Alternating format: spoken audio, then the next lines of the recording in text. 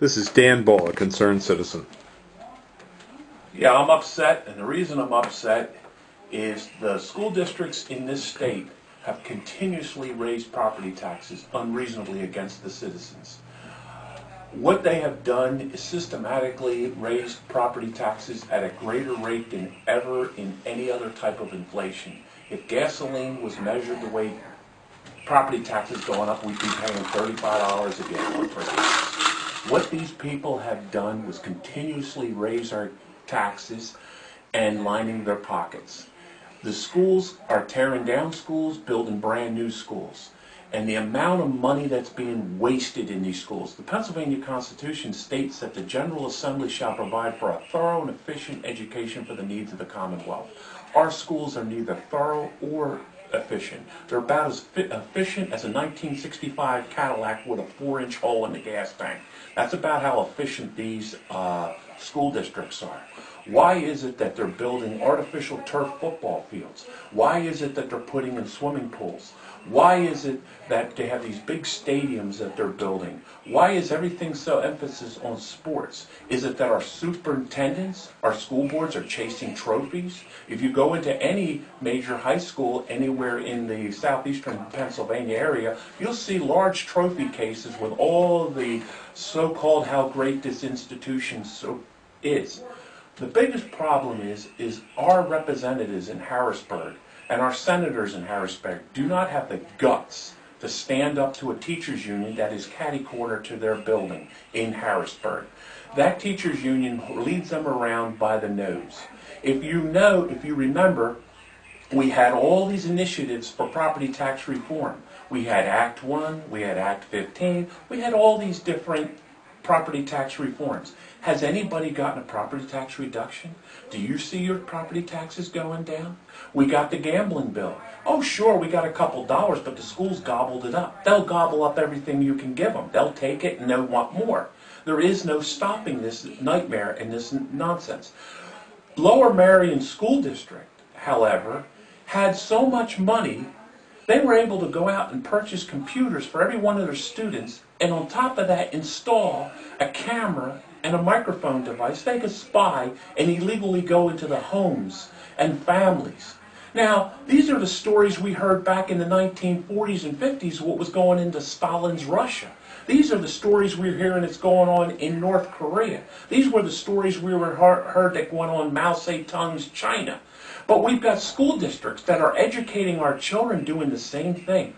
These people, you have school boards that sworn to uphold and defend the Constitution, which they're not doing. What they're doing is lining their pockets. Follow the money. You'll find that a lot of school board members have ways of getting money back. A family member's a teacher or family members in the administration. The more money the schools get, the more money they put in their pockets.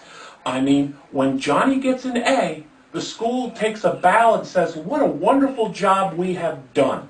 When Billy gets an F, first thing they say, the parents aren't doing their job. There's not one word in the Pennsylvania Constitution that states that the schools shall assist the parents. It states, the General Assembly shall provide for a thorough and efficient education for the needs of the Commonwealth. That means 100% complete, and it must be efficient. When we have the way the buses are running half empty, and they're driving all over the county to run this kid to this football game or this baseball game or this soccer field, that's recreation. Let's put Parks and Recreation in charge of the entertainment. And let's have the schools do what they were intended to by our forefathers. To teach children how to read and write. To teach children about mathematics. To teach children science. To teach children citizenship. This thing that's going on today with the political correctness, where the children, you look at most schools today and you watch them coming out and the children look like they're hating the whole world. They're depressed. They're not enjoying themselves. And it's all about the school. It's not about the children. It's about the school. And remember, when somebody says it's for the children, it's the same as stick 'em up. That's basically what it is. Stick 'em up. You see how they live better and better and better. Now, if you take a look at the Bucks County schools, the Montgomery County schools, the amount of money they spent on advertising how great Bucks Montgomery County schools are, why would you have to advertise something that is supposedly given to you for free? Why would you have to advertise that? Believe it or not, the disparity between the schools in the inner city of the city of Philadelphia and the schools in Bucks and Montgomery County is greater than what was going on in the 1930s and 40s between the black schools and the white schools in the deep segregated South. And we said that was unconstitutional. If you live in a big fancy neighborhood in Buckingham, you're going to get the finest education. But if you just happen to have been born to a single mother in a row home in Philadelphia, well, you're on your own, buddy. You're going to be, that's just the way it is. Do you think our congressmen, do you think our senators care? No, they don't. They like the status quo. It's out of control. And what's going to happen, like the old saying is, if you can't do it, those who cannot do, teach. Those who cannot teach, teach Jim. And as far as I'm concerned, they're parasites on society. We'd be better off without them. For somebody to turn around and work their guts off fighting World War II, in the battle in World War II over in Europe or over in Asia, to come back and him and his little bride build a little home in 1947 and put the home together. And then now these days they have to give it up because the school taxes, at no fault of their own, is up to $6,000, $7,000, $8,000. They cannot afford to pay these things. Is this what our country's come to? Is this how we're treating our senior citizens? Is this how we treat our war vets? Is this how we treat the greatest generation that built this country? We tax them out of what little bit they have in their life? And I believe that our founding fathers meant taxing people beyond their means to pay is definitely unconstitutional. Our schools are horrible the way they treat the senior citizens. Go to a school board meeting and they will dismiss you like you were nothing. Go to a school board meeting and they put up all their propaganda. Now, the schools love sending home projects. Oh, we want to make sure the parents are involved. The parents are too worried about paying a heating bill. The parents are too worried about trying to make ends meet. The parents are trying to pay a mortgage and trying to pay the credit cards they were duped into.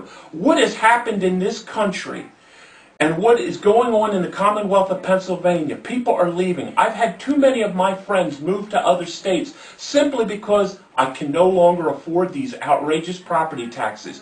The House of Representatives and the Senate and the governor have admitted, and they have been working on saying property taxes aren't fair. So how come nobody's passed a bill to pull a freeze on any spending in public education except for health and welfare? And that's what needs to happen. You cannot turn around and look at a population that's making $48,000 or $50,000 average and say, I need more money, I'm only making $98,000. It's not right, it's wrong, it's elitist. What's going on is the school boards have administrations that are running these large deficits. They keep spending more and more. Oh, when we get a few dollars back, what are we going to do? We're going to spend it on a bus to carry band instruments. Or we get a couple dollars more, instead of sending the money back to people that can use it to buy their medicines, or people that can use it to get the roof repaired on their homes. They tax the taxpayers more because we need an artificial turf football field.